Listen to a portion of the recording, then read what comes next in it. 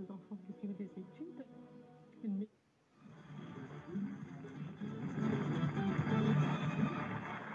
Je prendrai à mes mains pleines tes rondeurs jusqu'à l'aine, j'envelopperai ta taille jusqu'aux cuisses qui baillent. Ce n'est pas une nouvelle formule d'émission que nous vous proposons à des fins fallacieuses qui consisterait à doper l'audimat en proposant de l'érotisme le vendredi soir. Ce n'est pas non plus de la mauvaise poésie érotique. Ce sont des poèmes qui ont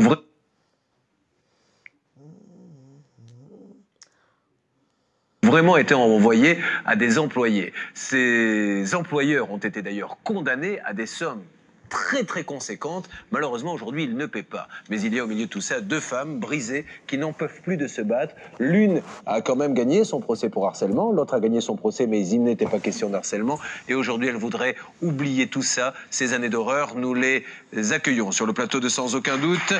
Voici maintenant Pilar et Véronique. Véronique, accompagnée de Pilar, a été victime de harcèlement moral sur son lieu de travail par l'un de ses supérieurs hiérarchiques. Parlait de mes seins, puis bon, il fantasmait énormément sur les seins. Le harceleur envoyait des poèmes explicites à notre témoin.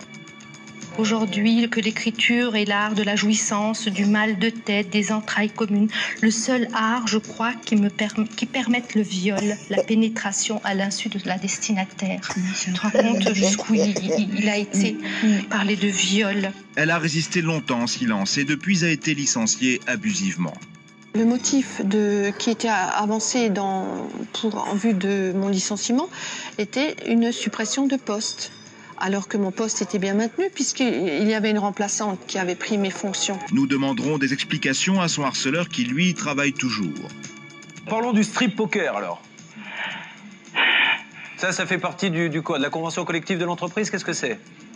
Écoutez, monsieur, vous ne connaissez pas ce qui s'est passé avant dans cette opération. Mais monsieur... Vous ne pouvez pas juger du tout et écouter uniquement des dames d'une façon... Alors dites-moi, monsieur, mais je ne demande qu'à vous écouter, monsieur, c'est pour ça que je vous appelle. Il faut aider Véronique et Pilar, qui aujourd'hui n'ont plus d'emploi et réclament justice. Je suis donnée à fond, je me suis investie, tout ce que j'ai pu faire au détriment de ma famille, quoi. Les enfants quand ils étaient petits. Et pour quel remerciement? Pour Sans Aucun Doute, c'est un nouveau combat qui commence tout de suite. Bonsoir mesdames. Bonsoir. Soyez les bienvenus sur le plateau de Sans Aucun Doute où tout le monde va tout faire pour vous aider, ne vous inquiétez pas. Qu'attendez-vous, Pilar, de cette émission et ensuite madame? Ce que j'attends de cette émission, c'est qu'enfin les faits soient reconnus et que notre employeur se rende à l'évidence. Il a été condamné plusieurs fois déjà. Et il faudrait qu'il accepte enfin, qu'il se plie et que cette affaire cesse. Est-ce qu'au-delà de l'argent, vous avez besoin que tout ceci se termine parce que on vous a quelque part brisé? Oui, il faut que ça cesse. Et il faut que ce monsieur soit conscient de ce qu'il nous a fait, par les jugements, enfin, nous avons gagné, les jugements sont rendus en notre faveur, mais lui, nous avons la vague impression qu'il ne se sent pas vraiment concerné ni coupable. Alors, tout à l'heure, il y en a plusieurs, un petit poème comme celui-ci. C'est vrai que quand on l'écoute comme ça, sorti du contexte, on trouve ça drôle. Ma plume et mon doigt, ma feuille blanche, ton sein laiteux et mon impatience croisent ton sourire, qui refuse mon désir et moi qui refuse d'abdiquer. Donc ça, c'était quoi? Des petits poèmes qui vous envoyaient sous quelle forme, comment? Non, il nous convoquait dans son bureau, puisque nous étions ses assistantes. Et il nous convoquait sous prétexte de dictée, enfin pour une séance de travail. Et au moment le plus inattendu, il sortait son écrit et moi personnellement, il me lisait donc un poème, très fier de lui, de sa prose. Je me disais écrivain. Et donc, il m'obligeait à écouter ce poème et puis à la fin, il me le remettait en guise de cadeau, quoi. Est-ce que ça a été plus loin dans la demande? Tout à fait. Il me proposait, il me suppliait de le rejoindre chez lui en l'absence de son épouse qui était en voyage à Paris pour des examens médicaux. Plusieurs fois, ça s'est produit. Donc, il était seul, il avait besoin de réconfort, de soutien. Donc, il suppliant que j'aille le rejoindre chez lui. La société a été... Elle est malade ici dehors. Il y a énormément d'ancienneté, il faut le rappeler aussi. Plus de 26 ans. 147 000 euros. La société a été condamnée à vous payer 147 000 euros, dont 36 000 euros à titre exécuteur, autrement dit, à vous payer tout de suite. Et sur ces 36 000 euros, en attendant l'appel, je suppose, et sur ces 36 000 euros qu'ils doivent vous payer tout de suite, ils n'en ont payé que 15 000. Donc déjà, il y a 21 000 euros qui auraient dû être payés et qui ne sont toujours pas payés. Ça, c'est le premier problème. Vous concernant, vous, madame, il a été condamné une première fois à vous payer 35 000 euros. Il a été en appel, pensant obtenir plus. Eh bien, il a tout gagné. Effectivement, il a obtenu plus. Ce n'est plus 35 000 euros qu'il doit vous payer, mais 54 000 maintenant qu'il doit vous payer. Et là, pareil, il faut déduire les 13 000 euros qu'il avait certainement déjà donnés. Il vous doit 32 000 euros à ce jour. Oui, parce que bon, le jugement a été rendu, mais en fait, il n'a pas été exécuté. Nous sommes encore toujours... il s'acharne toujours... Il use de tous les recours possibles pour ne pas exécuter le jugement. Voilà, l'histoire banale d'une petite société où l'on envoie d'abord des poèmes, l'on demande ensuite à l'une des employées de venir rejoindre le patron, enfin en tout cas l'un des supérieurs chez lui, puis il ne veut pas, alors ça se traduit par un licenciement, on gagne son procès et au bout du compte, on n'a toujours rien. C'est ça que nous allons vous expliquer, nous vous conseillerons grâce à Loïc Skornek dans quelques instants. Voici l'enquête de Sophie Rabillet. C'est quelque chose qui malheureusement, il faut le préciser, est très à la mode en ce moment. Donc tout le monde est concerné par ce que vous allez voir maintenant. Sous la jalousie, blanche douce, par l'échancrure d'un vent mutin, ta foufounette, petit vison, poker parfumé à la fragrance, à l'huile de vison, pour ton corps soyeux. Je ne suis pas très raisonnable, c'est vrai, mais cette irraison est ma vie. Et oui, celle qui me pulse vers ton ventre. Vois-tu encore ta foufoune? Moi, j'aimerais bien la voir, la brosser, la humer, la caresser, la tailler, enfin, tu sais. Lorsque Pilar relit ses poèmes, elle ne peut croire que le motif de son licenciement soit uniquement un problème de compétence. Ouais. Tout comme Véronique, d'ailleurs. Légère sous la pelisse, ma main effeuille la bête et effleure la peau. Ton vison m'intéresse. Elles étaient collègues, elles sont devenues amies, puis alliées face à ce qu'elles disent être un harcèlement sexuel. Pilar a 19 ans quand elle entre dans cette société au poste de secrétaire. C'était le 5 juin 78. La suite, un beau parcours sans histoire et même une promotion en 91. Mais Pilar s'épuise à la tâche, peut-être trop et au détriment de sa vie de famille. Alors elle demande un temps partiel, 28 heures par semaine qui, d'après elle, ne seront jamais respectées. Et puis bon, de toute façon, mon patron tenait le discours suivant. Quand j'allais me plaindre en disant c'est plus possible, je ne peux plus, c'est trop, il me disait mais débrouillez-vous, démerdez-vous. Mais le pire est encore à venir. Fin 97, l'attitude de l'un de ses responsables à son égard serait, selon elle, sortie du simple cadre professionnel. Un poème inattendu va tout déclencher. Il s'est mis à m'écrire, soi-disant, des poèmes. Et donc, il m'appelait dans son bureau. Et donc, il commençait à lire, il sortait son texte, il commençait à lire sa prose. Je ne savais pas trop comment l'écouter, pas l'écouter, l'interrompre, le remettre à sa place. Et bien sûr, j'ai vu que ça me mettait très, très mal à l'aise et que je rougissais. Je ne savais pas si... je ne comprenais pas ce qui m'arrivait. Je ne comprenais pas. Ces poèmes étaient très crus dans le sens où il parlait de... de mes seins, qui voulaient se perdre en moi, se blottir entre mes seins. Puis bon, il fantasmait énormément sur les seins. Donc je voyais très bien son regard toujours porté sur cette partie de mon corps. Et des poèmes de cet acabit, Pilar en recevra plus d'une trentaine. La situation s'aggrave fin 99 à l'occasion d'un séminaire. Voici, selon Pilar, ce qu'il se serait passé. Il avait proposé de m'attendre à un endroit et de là, il m'emmènerait chez lui. On allait passer une nuit inoubliable, quoi, selon lui. Et j'ai eu tellement peur ce jour-là, je me suis dit, j'ai pas d'autre solution que de me dérober. Les jours puis les mois passent, Pilar s'enferme dans un profond mutisme. Un silence qui l'isole de plus en plus, même de ses proches. Mon mari n'en a rien su. Je ne pouvais pas en parler. Je me sentais fautive, en fait. Je culpabilisais. Quelque part, c'est comme si je l'avais cherché, ou comme si... je ne sais pas ce que j'avais pu faire pour mériter ça. Mais oui, je me sentais fautive. Fin 2002, une deuxième assistante arrive. Pilar va la former et pour finir, lui céder sa place, car Pilar sera déclassée. Alors elle craque et fait une dépression. Pendant 4 mois, Pilar est arrêtée pour maladie. Il fallait que je sorte de là absolument. Je ne savais pas est-ce que je devais démissionner, mais donc c'était sans aide financière, ce que je ne pouvais pas me permettre. J'ai quand même 2 enfants qui suivent des études, une maison à payer. Donc j'étais coincée. Il n'y avait aucune solution. En fait, tant que j'étais en arrêt maladie, je ne pouvais pas trouver un autre travail. Pilar n'a pas le choix. Sur les conseils de son avocat, elle reprend le travail. 3 jours après sa reprise, elle sera licenciée pour faute lourde. Et Pilar ne serait pas un cas isolé. Ces derniers mois, une autre femme souffre en silence. Elle vivrait la même chose, elle serait devenue, elle aussi, une cible. Embauchée en février 99 en tant que secrétaire, Véronique aurait-elle aussi fait les frais des fantasmes d'un de ses patrons? Un jour, le Standard me passe mon patron qui me dit « Véronique, ne prenez pas de notes, écoutez ce que j'ai à vous dire ». Et il me récite, on ne peut pas dire ça un poème, il me récite quelque chose. Voilà, Véronique, j'aimerais que nous nous rejoignions tous les deux chez moi pour prendre un bain. J'ai eu très peur. On est pris dans des filets, c'est mon supérieur. Qu'est-ce que je fais faire pour m'en sortir sans le vexer ? C'est-à-dire sans le blesser pour ne pas perdre son emploi. Vous voyez, c'est un rapport de force. Tout était dans l'attitude de ce monsieur et beaucoup le regard. Il avait une façon de vous toiser, de vous déshabiller, je dirais. C'est ça qui était très perturbant. Véronique finira par se confier à Pilar. Sans le savoir, les deux femmes vivaient la même chose. J'ai vu Pilar se décomposer elle aussi, et puis elle m'a dit « Mon Dieu, ça y est, c'est toi, maintenant c'est à ton tour, je suis désolée de ce qui t'arrive ». C'est là qu'elle m'a avoué qu'elle faisait l'objet depuis quelques années de harcèlement de la part de notre supérieur. Le sort de Véronique est bientôt scellé par un licenciement avec un motif étrange. Le motif qui était avancé en vue de mon licenciement était une suppression de poste.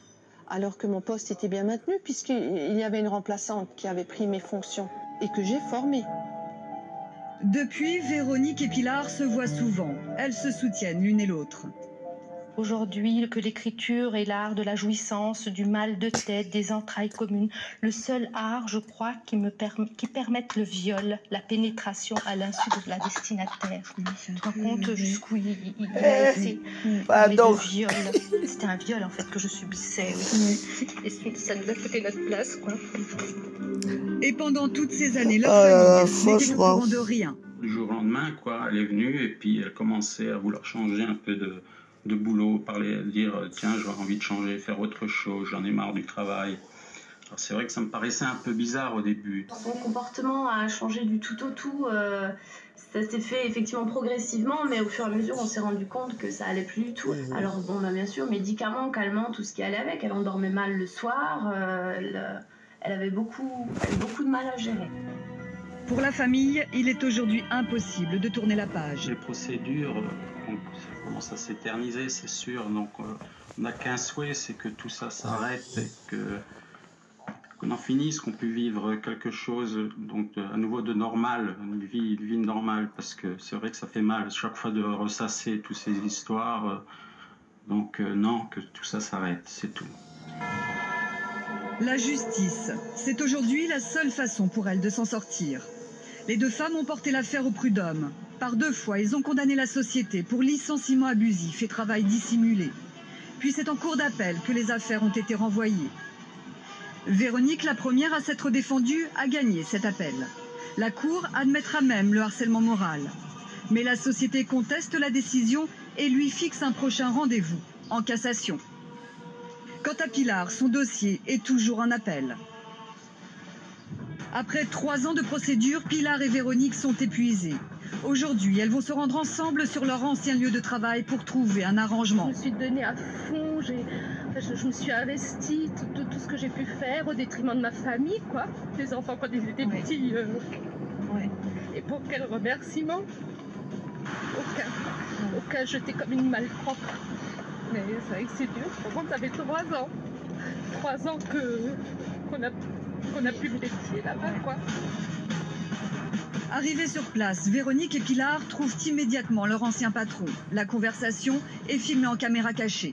Qu'est-ce que c'est ça? Vous voulez que je vous le dise? Pour ton corps soyeux, harmonieux, légère sous la pelisse, ma main effeuille la bête et effleure la peau. Mais vous trouvez que c'est quelque chose qu'on donne à sa secrétaire? Elle est vachement contente de recevoir. Ah bon? J'étais contente. Vous vous souvenez le soir, vous m'avez demandé de rester plus tard. Soi-disant, je vais prendre des notes sous votre dictée. Et qu'est-ce que vous m'aviez proposé? Un strip poker. Soi-disant, je vous ai aguiché. J'étais bonne pour aller dans votre lit, et quand vos associés ont demandé pourquoi vous me licenciez, vous avez dit que je ne donnais pas satisfaction. Mais pour aller dans votre lit, j'aurais peut-être donné satisfaction, c'est ça? On a été harcelés durant des années. On en a perdu nos emplois et je trouve qu'on nous avait pourri la vie. Il est temps que ça s'arrête. Il est temps que ça s'arrête. Moi, je n'en peux plus. Leur interlocuteur, à bout d'arguments, appelle à sa rescousse ses associés. Dans cette histoire, c'est une histoire personnelle entre toi et Pilar, entre toi et Véronique. C'est pas une histoire entre nous, parce que nous, on n'a pas suffisamment d'éléments, on n'a pas géré ça, on a appris ça à la fin. Donc on ne peut pas mais par contre, on est obligé de prendre position par rapport à l'agence, parce qu'on défend l'agence, on défend un des associés de l'agence. Et à partir du moment... Envers et contre tout. Non, c'est la preuve nous a sali. La preuve, et vous continuez encore à nous salir. Vous auriez apprécié que votre épouse reçoive ce genre de document? Votre foufounette? Vous auriez aimé ça? La conversation tourne en rond, les deux femmes quittent le bureau. Entre deux portes, elles croisent une ancienne collègue. Pilar s'effondre dans ses bras. Papa, il est horrible. Il est horrible ce type. On donne pendant des années. Pilar et Véronique repartent sans aucun espoir. Si ces deux femmes font aujourd'hui appel à nous, c'est qu'elles n'ont plus le courage de continuer les procédures. Elles veulent mettre un point final et oublier. L'enquête est signée Sophie Rabillet pour Sans Aucun Doute. Voilà, Pilar, on voit que vraiment ça vous fait beaucoup de choses, hein, beaucoup de peine de revoir toutes ces images. Pourquoi? Parce que ça vous fait revivre toutes ces années? Oui, tout à fait. Tout à fait. Puis cette humiliation et par rapport à ma famille, à qui je n'ai jamais osé rien dire, en fait. Pourquoi? C'est un sentiment de honte. On n'ose pas en parler, on n'ose pas, de peur de ne pas être cru, de ne pas, quelque part, de l'avoir cherché. Enfin, pourquoi moi, et qu'est-ce que j'ai fait? Et la peur aussi de ne pas, enfin, qu'il y ait une suspicion après, le regard des autres, au niveau des collègues aussi, à partir du moment où c'est l'image stéréotype qu'on a souvent de la secrétaire et de son patron. Donc à partir du moment où vous en parlez, on a l'impression qu'on va se moquer de vous, quoi. Il convient d'être très précis, Maître Michel, sur les différentes condamnations. Nous ne pouvons pas nous permettre de dire n'importe quoi. Alors, reprenons point par point pour ces deux personnes.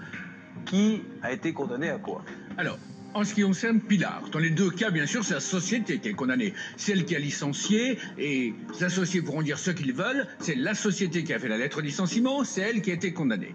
En ce qui concerne Pilar, le conseiller prud'homme n'a pas eu besoin de statuer sur le harcèlement. Il a constaté que cette dame qui avait plus de 25 ans de présence, qui est en dépression depuis 4 mois, au moment où le licenciement intervient, a été licenciée pour des raisons totalement fantaisistes, pour faute lourde, et on lui a reproché de donner une mauvaise ambiance dans la société.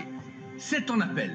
Mais ce qui est extrêmement intéressant, c'est que pour Véronique, le conseiller prud'homme avait rendu un jugement un peu du même tonneau sur le motif, en restant du moins sur le fait qu'étant délégué du personnel, il fallait l'autorisation de l'inspecteur du travail, qu'il n'y avait pas d'autorisation, donc le licenciement était nul. Et le conseiller prud'homme n'avait pas été plus loin. Mais on appelle. La cour d'appel, qui aurait pu s'arrêter à cela aussi, disant le licenciement est irrégulier, a ajouté le fait qu'il y a un harcèlement constitué. Donc, pour Véronique, c'est jugé. Il y a un arrêt de la cour d'appel qui vient dire c'est du harcèlement. Et puis pour notre ami Pilar, je suppose que la cour d'appel va dire la même chose aussi. En tout cas, son licenciement, d'ores et déjà, est abusif. Le conseiller prud'homme l'a dit.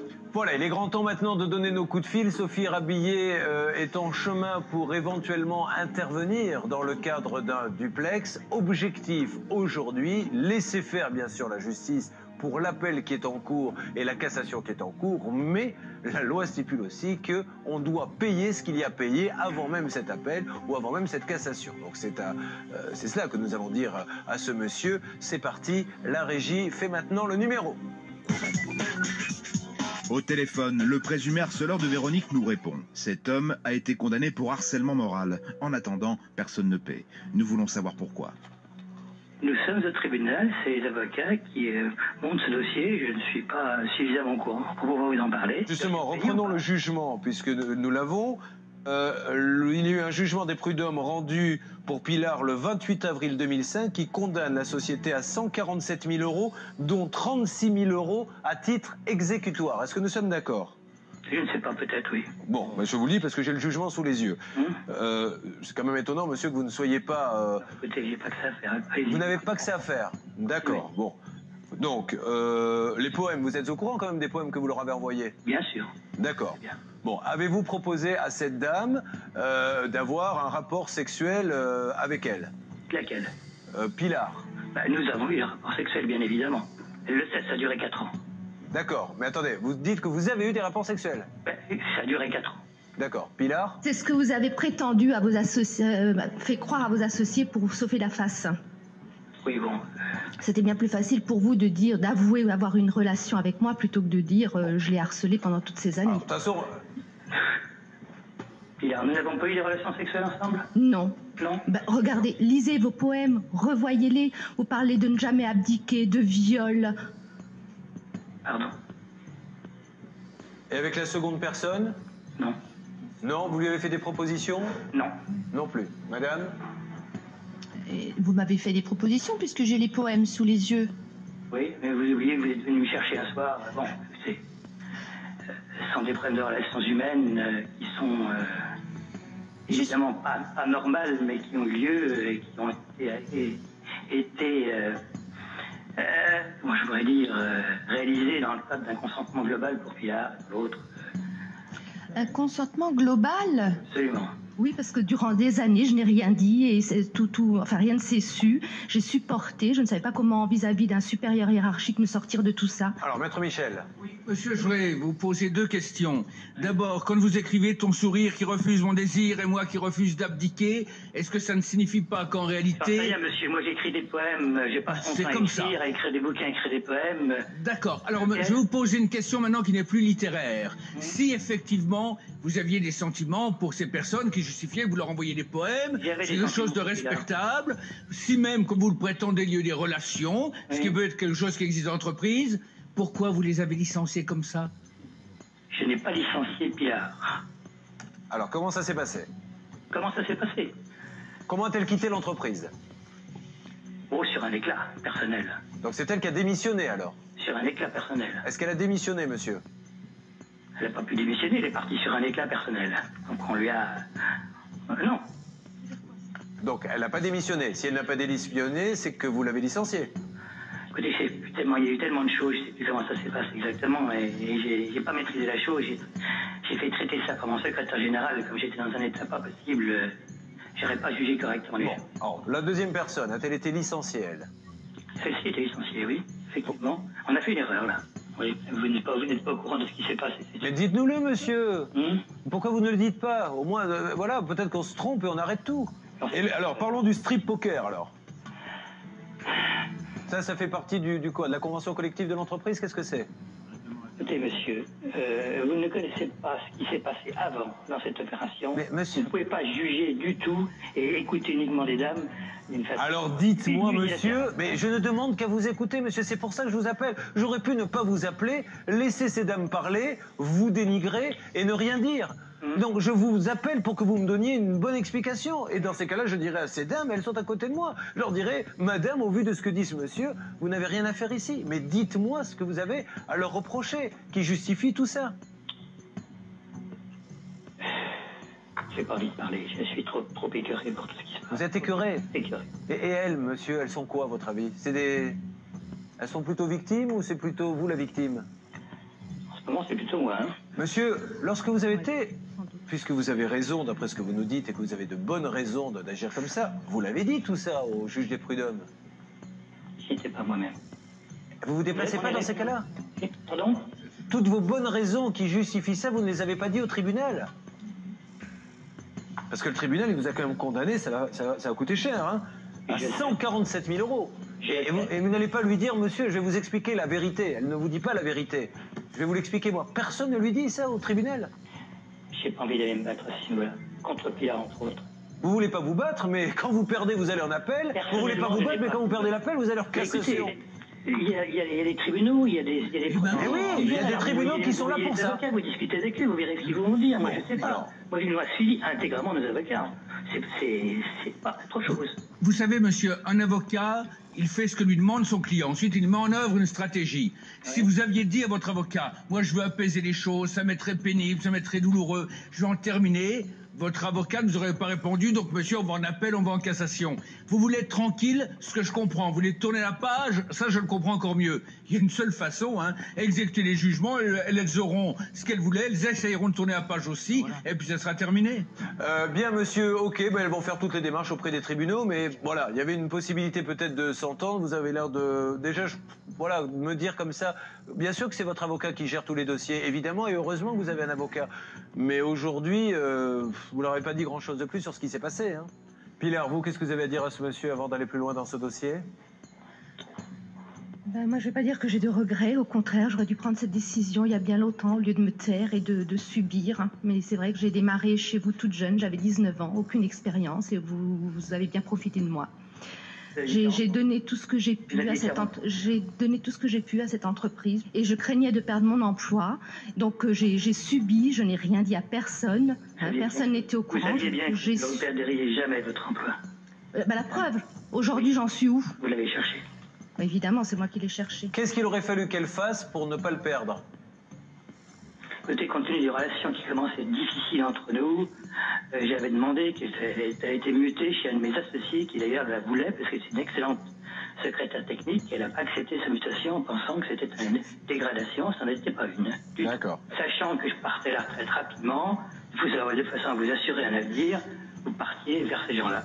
Voilà. Monsieur, bon, nous allons en rester là pour l'instant et je vais juste vous passer quelqu'un qui va vous donner nos différentes coordonnées si celles-ci vous intéressent et puis après, bien écoutez, nous allons voir et conseiller ces dames, vous êtes vous-même conseiller pour que donc la cassation ne servirait plus à rien si rien n'était payé et pour demander peut-être, ça se fait devant le tribunal de quoi, de commerce? De commerce, enfin, c'est la chambre commerciale du tribunal de grande instance, comme on est en Alsace où il y a une législation particulière. Et voir avec l'ordre éventuellement de la profession si, quand il y a un jugement qui n'est pas exécuté, effectivement, ce que dit l'ordre. L'ordre professionnel de monsieur pourrait s'interroger sur la conformité à l'obligation de dignité qu'il y a dans cette profession à ordre, comme dans toutes les autres, lorsqu'on a un problème de harcèlement qui est relevé par la cour d'appel et lorsqu'on ne paye pas en exécution de décision de justice. Merci en tout cas, monsieur, d'avoir parlé dans cette émission sans aucun doute. Je vous passe tout de suite quelqu'un en vous souhaitant une bonne journée, monsieur.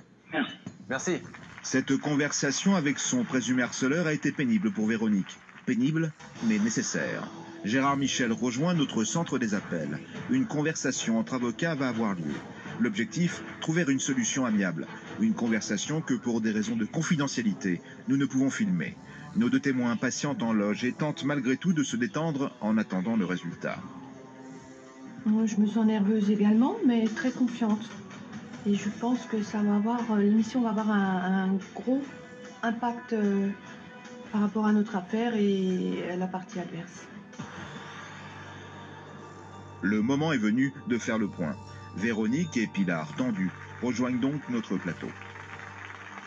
Il y a quelques instants, Maître Michel a quitté le plateau pour essayer de joindre son confrère, donc, qui s'occupe des personnes qui dirigent la société, dont nous parlons depuis le début. Gérard vient de se réinstaller. Gérard, qu'en est-il? Alors, j'ai eu 3 avocats, puisque la société a un avocat différent pour chacune de ces dames.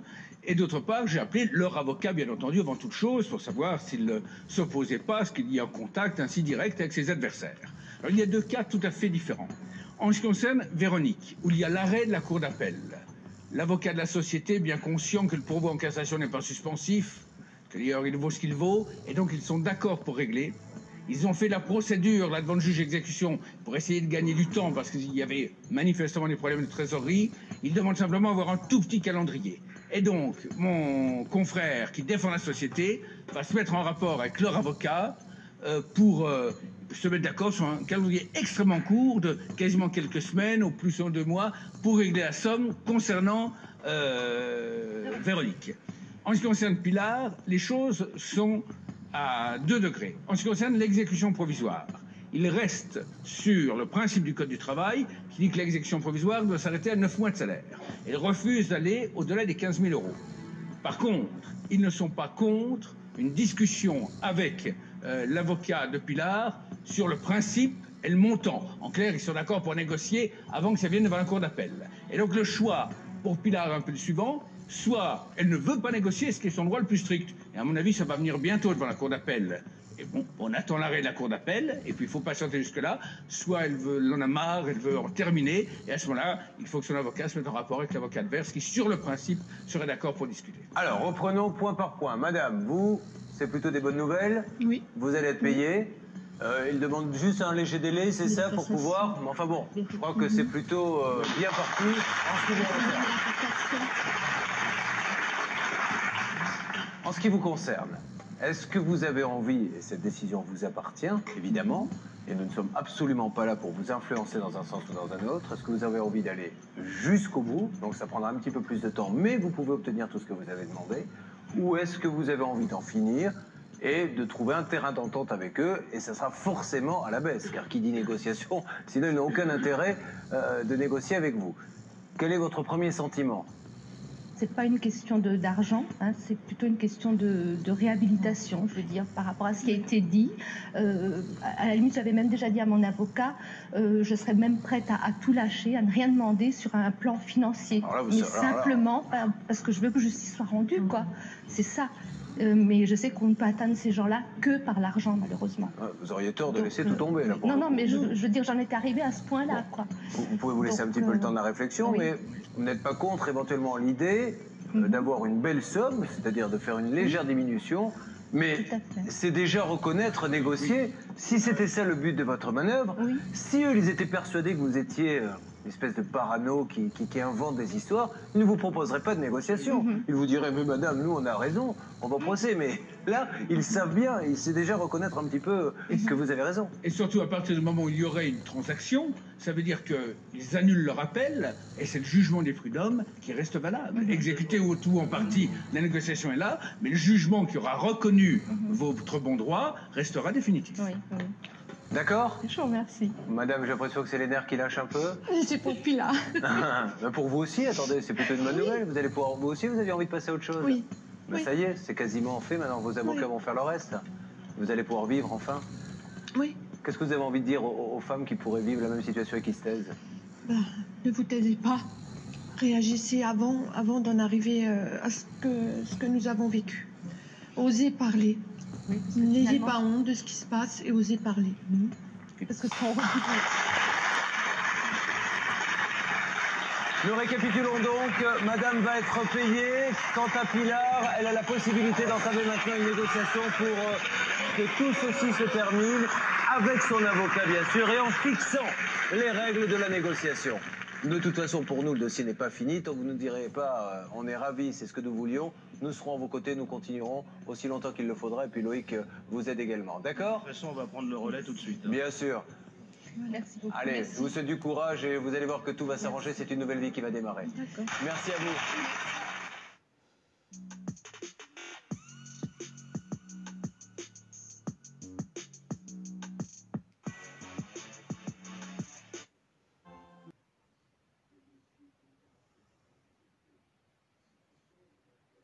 Trois ans après le lancement, on a 14 800 personnes qui ont déjà suivi au moins un cours de la Climate Academy et on a presque 5000 personnes qui ont suivi déjà tous les cours de la Climate.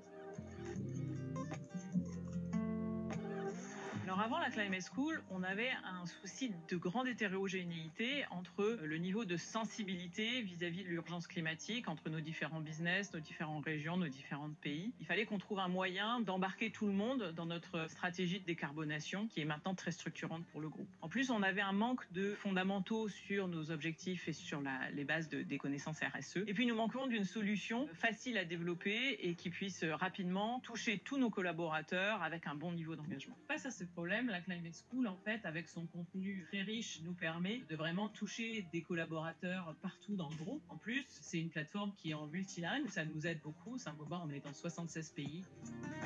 Cette organisation des cours de la Climate School en deux parties, avec la partie comprendre et la partie acte, est très importante pour nous. Ce qu'on voulait, c'était vraiment mettre les gens dans l'action, prendre des actions pour la sustainability. Les 3 points forts de la Climate School, d'abord, c'est très pédagogique. Les images, les graphiques, le fait qu'il y ait des expériences, etc. Ensuite, c'est très bien documenté. On a ces experts qui viennent amener, illustrer différents points. Et en plus, c'est facile à suivre. Ce sont des modules courts, légers et drôles. Donc, c'est bien pour tous les collaborateurs. L'objectif qu'on voulait atteindre, c'était qu'au moins les gens viennent faire un cours pour qu'ils puissent apprécier le format et qu'ils aient envie ensuite d'aller faire tous les autres. On avait lancé un challenge notamment, si dans les premières semaines on avait 1000 personnes d'inscrits, on allait planter 1000 arbres et ça a été un succès, nous avons planté ces 1000 arbres. 3 ans après le lancement, on a 14 800 personnes qui ont déjà suivi au moins un cours de la Climate Academy.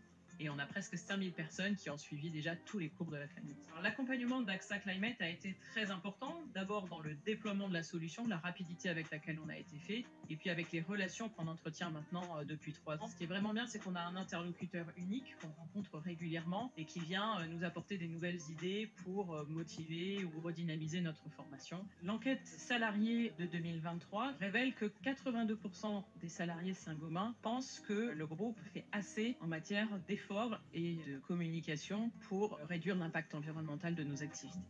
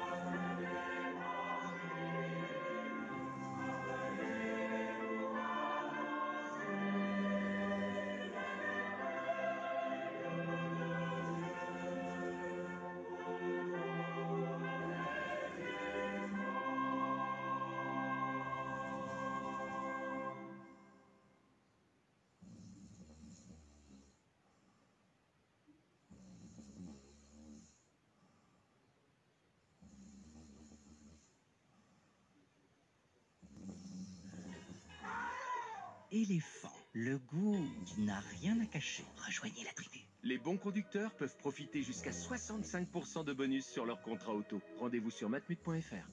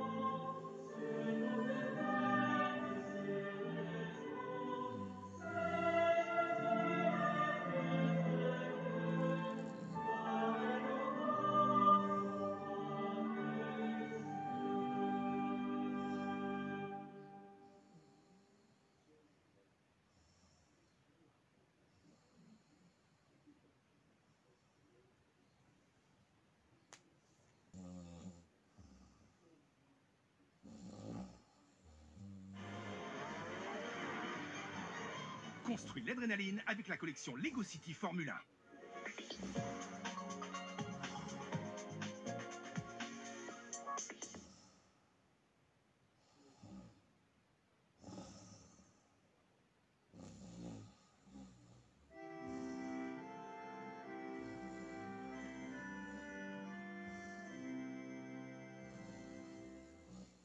Je suis chrétien, voilà ma gloire, mon espérance et mon soutien, mon chant d'amour et de victoire. Je suis chrétien, je suis chrétien, je suis chrétien. L'eau du baptême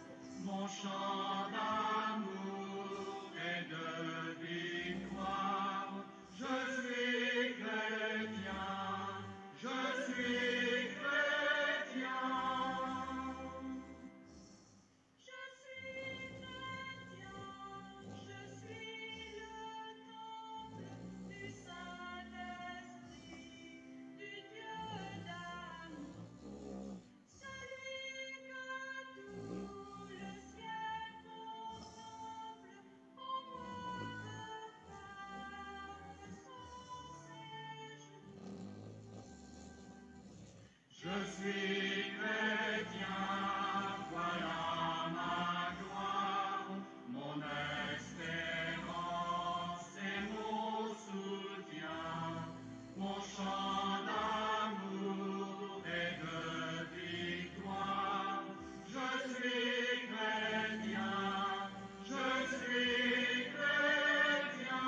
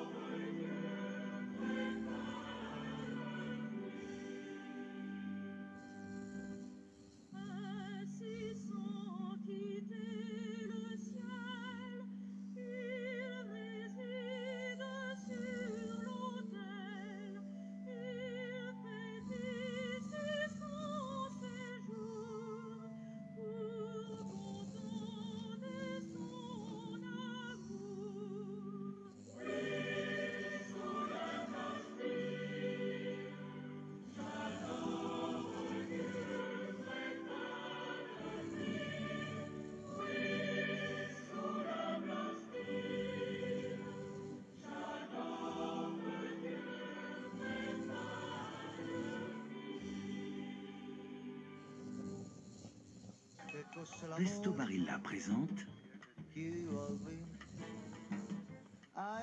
du basilic frais italien et du parmigiano reggiano AOP. Pesto Barilla, si onctueux qu'on ne peut y résister.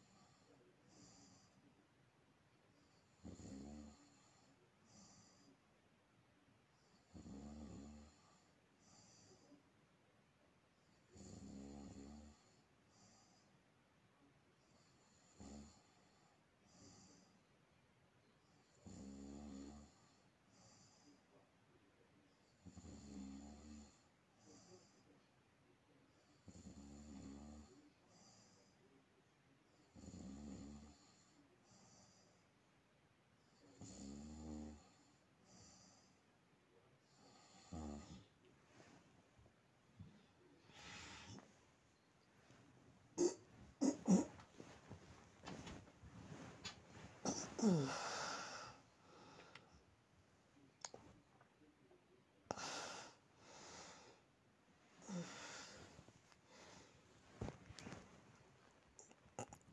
mon Dieu.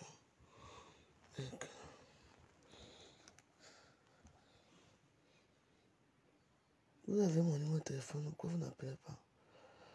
Il est 2h du matin. Ah, moi je mets ça à mes prières. Ce que vous voulez écouter, écoute. C'est tout. Vous avez mes prières. Vous avez mon WhatsApp. Si vous voyez que je dors dans la prière, vous m'écoutez, vous m'appelez ça.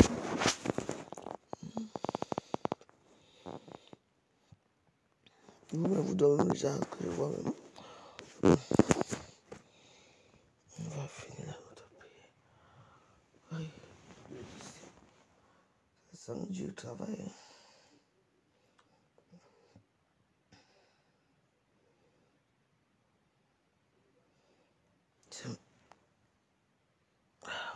C'est le téléphone là-bas. Ok. Je disais.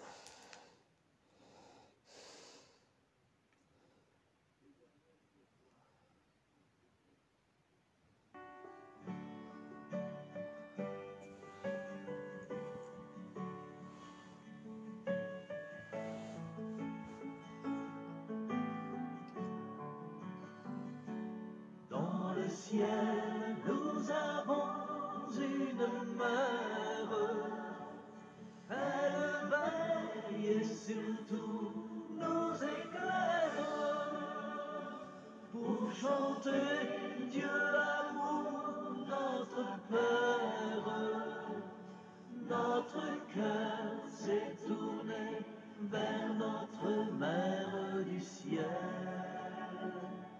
Puisqu'aimer, c'est changer et c'est croire, aide-nous, Marie, à mieux prier. Puisqu'aimer peut changer notre histoire, aide-nous à nous réconcilier. Dans le ciel, nous avons une mère. Elle veille et surtout nous éclaire pour chanter Dieu l'amour, notre Père. Notre cœur s'est tourné vers notre Mère du ciel. Puisqu'aimer, c'est vivre en sa confiance, aide-nous à nous abandonner. Puisqu'aimer, c'est vivre en sa présence, aide-nous, Marie, à le trouver. Dans le ciel, nous avons une mère. Elle veille et surtout nous éclaire pour chanter Dieu amour, notre Père. Notre cœur s'est tourné vers notre Mère du ciel. Puisqu'aimer, c'est se donner soi-même, aide-nous, Marie, à partager. Puisqu'aimer, c'est avancer quand même, aide-nous, Marie, à continuer. Dans le ciel, nous avons une mère. Elle veille et surtout nous éclaire pour chanter Dieu l'amour, notre Père. Notre cœur s'est tourné vers notre Mère du ciel.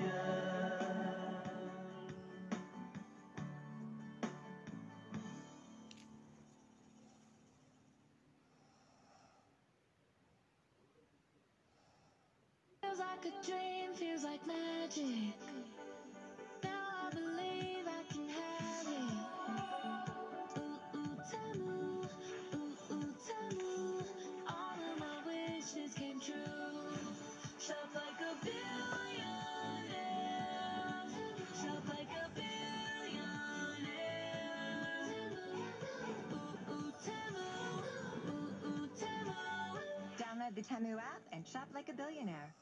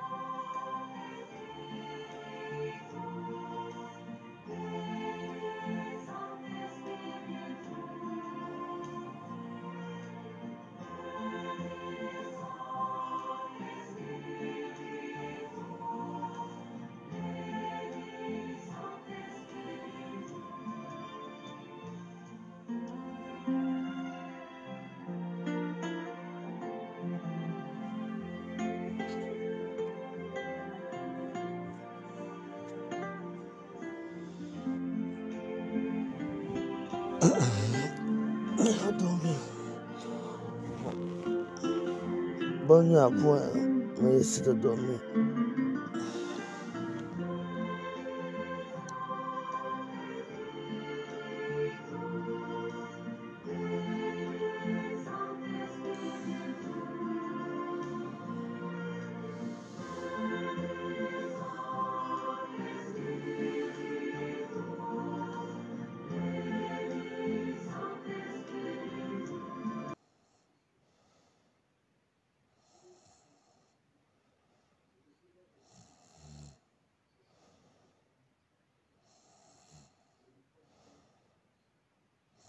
La Formule 1, c'est de l'action, des rebondissements, de l'adrénaline, du suspense, et on en veut encore plus. Alors comment rendre le sport encore plus palpitant? Avec des voitures plus légères, plus performantes, des jeunes pilotes qui apportent un vent de fraîcheur sur la grille. Repousser les limites jusqu'au point de rupture provoque le frisson. La stratégie parfaite peut tout changer. Alors, prêt pour le départ? Construis l'adrénaline avec la collection Lego Formule 1.